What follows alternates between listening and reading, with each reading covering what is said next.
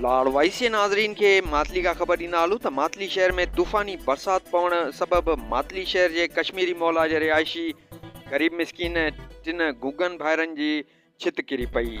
Media ते ख़बर हलण खां पोइ असिस्टेंट कमिश्नर मातली सैयद नूर हुसैन शाह नोटिस वरितो, जंहिंखां पोइ ग़रीब मिसकीन गुगन टिन भाइरनि खे इमदादी सामान जंहिंमें टेंट, चटाई, मच्छरदानी समेत इमदादी सामान फ़राहम कयो वियो।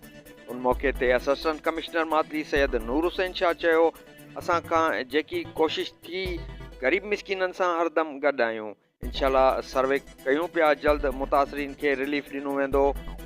लाड़वाइसे नाज़रीन खे मातली का ख़बर ॾींदा हलूं त मातली शहर में तूफ़ानी बरसात पवण सबबि मातली शहर जे कश्मीरी मौला जे रिहाइशी ग़रीब मिसकीन टिन गूंगन भाइरनि जी छित किरी पई। मीडिया ते ख़बर हलण खां पोइ असिस्टेंट कमिश्नर मातली सैयद नूर हुसैन शाह नोटिस वरितो। रिपोर्ट अयाज़ समूह, लाड़वाइस न्यूज़, मातली।